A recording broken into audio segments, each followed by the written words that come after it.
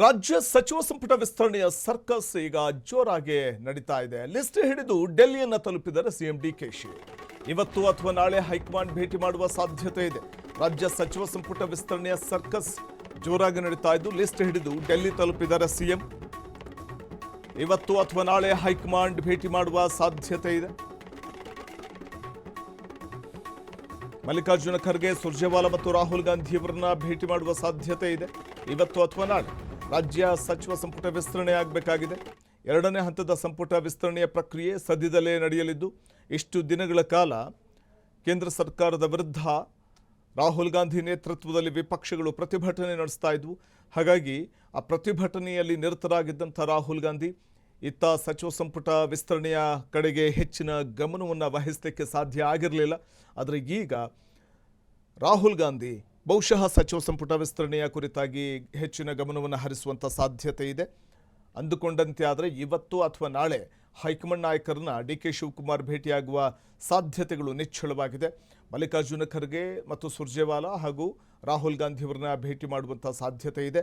ಆ ಮೂಲಕ ಸಚಿವ ಸಂಪುಟ ವಿಸ್ತರಣೆಗೆ ಹೈಕಮಾಂಡ್ ನಾಯಕರಿಂದ ಗ್ರೀನ್ ಸಿಗ್ನಲ್ ಪಡ್ಕೊಳ್ಳುವಂಥ ಧಾವಂತದಲ್ಲಿ ಮುಖ್ಯಮಂತ್ರಿಗಳಿದ್ದಾರೆ.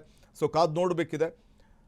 ಹೈಕಮಾಂಡ್ ಅಂದುಕೊಂಡಂತೆ ಗ್ರೀನ್ ಸಿಗ್ನಲ್ ಕೊಟ್ಟರೆ ಈ ವಾರದಲ್ಲಿ ಅಥವಾ ಮುಂದಿನ ವಾರದ ಒಳಗೆ ಸಂಪುಟ ವಿಸ್ತರಣೆಯಾಗುವ ಎಲ್ಲ ಸಾಧ್ಯತೆಯನ್ನು ಅಲ್ಲಗಳೆಯುವಂತಿಲ್ಲ.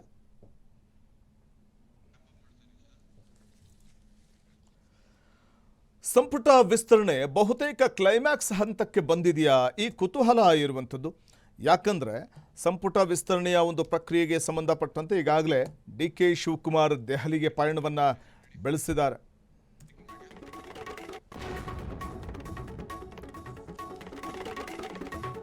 ಇನ್ನು ಕೆಪಿಸಿಸಿ ಅಧ್ಯಕ್ಷ ಕೆ ಹರಿಪ್ರಸಾದ್ ಕೂಡ ದೆಹಲಿಗೆ ತೆರಳಲಿದ್ದಾರೆ. ಸಚಿವ ಸಂಪುಟ ಫೈನಲ್ ಮಾಡೋದಕ್ಕೆ ಹರಿಪ್ರಸಾದ್ ಕೂಡ ದೆಹಲಿಗೆ ತೆರಳಲಿದ್ದು, ಸಂಜೆ ವಿಶೇಷ ವಿಮಾನದಲ್ಲಿ ಮಾಜಿ ಸಿಎಂ ಸಿದ್ದರಾಮಯ್ಯನವರು ಕೂಡ ಪಯಣವನ್ನು ಬೆಳೆಸಲಿದ್ದಾರೆ. ಆಪ್ತ ಶಾಸಕರ ಲಿಸ್ಟ್ ಹಿಡ್ಕೊಂಡೇ ಮಾಜಿ ಸಿಎಂ ಫ್ಲೈಟ್ ಹತ್ತಲಿದ್ದಾರೆ.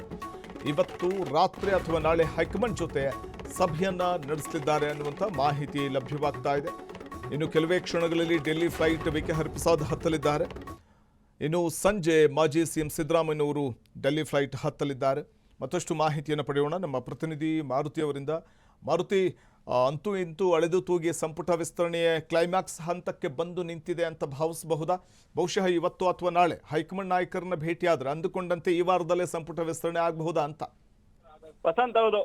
ಸಚಿವ ಸಂಪುಟ ವಿಸ್ತರಣೆ ಕ್ಲೈಮ್ಯಾಕ್ಸ್ ಹಂತಕ್ಕೆ ಬಂದಿರುತ್ತದೆ. ಅಂದ್ರೆ ಇಲ್ಲಿವರೆಗೂ ಸಾಕಷ್ಟು ಕಾರಣಗಳಲ್ಲಿ ಹೇಳಿ ಬೆಂಗಳೂರಿಂದ ಹೋಗುವಂತದ್ದು, ಡೆಲ್ಲಿಯಿಂದ ವಾಪಸ್ ಬರುವಂತದ್ದೇ ಆಗಿತ್ತು. ಪ್ರಮುಖವಾಗಿ ಕಳೆದ 2 ಬಾರಿ ಹೋದಾಗಲೂ ಕೂಡ ಒಂದು ಖರ್ಗೆ ಅವರ ವೈಯಕ್ತಿಕ ಕಾರಣದಿಂದ ಬೆಂಗಳೂರಿಗೆ ವಾಪಸ್ ಹಾಕ್ತಾರೆ. ಆಗ ಸಚಿವ ಸಂಪುಟ ವಿಸ್ತರಣೆ ಬಗ್ಗೆ ಚರ್ಚೆ ಆಗಲ್ಲ.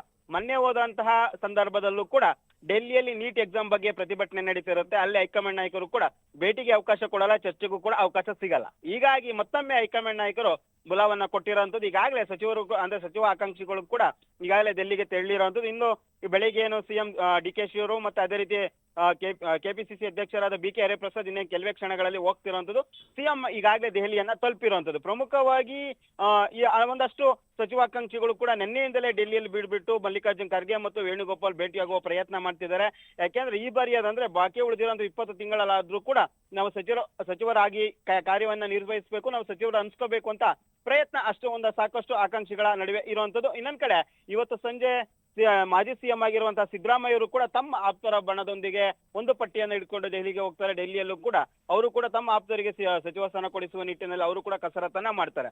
ಆದ್ರೆ ಬಾಕಿ ಇರುವಂತಹ 20 ಸ್ಥಾನಗಳಿಗೆ 50 ಏನು ಆಕಾಂಕ್ಷಿಗಳು ಮೇಲಿರೋದ್ರಿಂದ ಯಾವ ರೀತಿ ಹಂಚಿಕೆ ಆಗ್ಬೇಕು ಅಂತ ಕೂಡ ಸಾಕಷ್ಟು ಕಸರತ್ತ ಮಾಡ್ತಾ ಇರೋದು. ಪ್ರಮುಖವಾಗಿ ಇಲ್ಲಿ ಅಹಿಂದ ವರ್ಗವನ್ನ ಪ್ಲಾನ್ ಮಾಡ್ಬೇಕಾಗತ್ತೆ. ಅದೇ ರೀತಿಯಾದಂತೆ ಜಿಲ್ಲಾವರು ಮತ್ತು ಸಮುದಾಯವರು ಕೂಡ ಲೆಕ್ಕಾಚಾರಗಳನ್ನ ಹಾಕ್ಬೇಕು. ಮತ್ತೆ ಹಿರಿಯರಿಗೂ ಮತ್ತೆ ಕಿರಿಯರಿಗೂ ಅವಕಾಶಗಳು ಕೊಡಬೇಕು. ಪ್ರಮುಖವಾಗಿ 2028ರ ಚುನಾವಣೆ ದೃಷ್ಟಿಯಿಂದ ಈ ಕಿರಿಯರಿಗೆ ಅವಕಾಶಗಳು ಹೆಚ್ಚು ಕೊಡಬೇಕು ಅಂತ ಪಕ್ಷದಲ್ಲೇ ಕೇಳಿ ಬರ್ತಿದೆ. ಹೀಗಾಗಿ ಹೈಕಮಾಂಡ್ ನಾಯಕರಾದಂತಹ ರಾಹುಲ್ ಗಾಂಧಿ ಮತ್ತು ಎಐಸಿಸಿ ಅಧ್ಯಕ್ಷರಾದಂತಹ ಮಲ್ಲಿಕಾರ್ಜುನ್ ಖರ್ಗೆ ಅವರು ಯಾವ ರೀತಿ ನಿರ್ಧಾರಗಳನ್ನ ಕೈಗೊಳ್ತಾರೆ ಎಂಬುದು ಕಾದು ನೋಡ್ಬೇಕು. ಇವತ್ತು ಸಂಜೆ ಅಥವಾ ನಾಳೆ ಬೆಳಿಗ್ಗೆ ರಾಹುಲ್ ಗಾಂಧಿ, ಸಿದ್ದರಾಮಯ್ಯ, ಡಿಕೆಶಿ ಮತ್ತೆ ಕೆ ಹರಿಪ್ರಸಾದ್ ಮತ್ತೆ ರಾಹುಲ್ ಗಾಂಧಿಗಳ ನಡುವೆ ಒಂದು ಮೀಟಿಂಗ್ ನಡೆಯುವ ಸಾಧ್ಯತೆ ಇರುವಂತದ್ದು. ಅಂದೇ ಫೈನಲ್ ಆಗುವ ಸಾಧ್ಯತೆ ಇರುವಂತದ್ದು. ಬುಧವಾರ ಎಲ್ಲವೂ ಅಂದುಕೊಂಡಂತೆ ಆದ್ರೆ ಬುಧವಾರ ಮಧ್ಯಾಹ್ನದ ನಂತರ ಸಚಿವರಾಗಿ ಪ್ರಮಾಣ ವಚನ ಸ್ವೀಕಾರ ಮಾಡುವ ಸಾಧ್ಯತೆ ಇರುವಂತದ್ದು. ವಸಂತ, ಧನ್ಯವಾದ ಮಾರುತಿ ತಮ್ಮ ಮಾಹಿತಿಗಾಗಿ.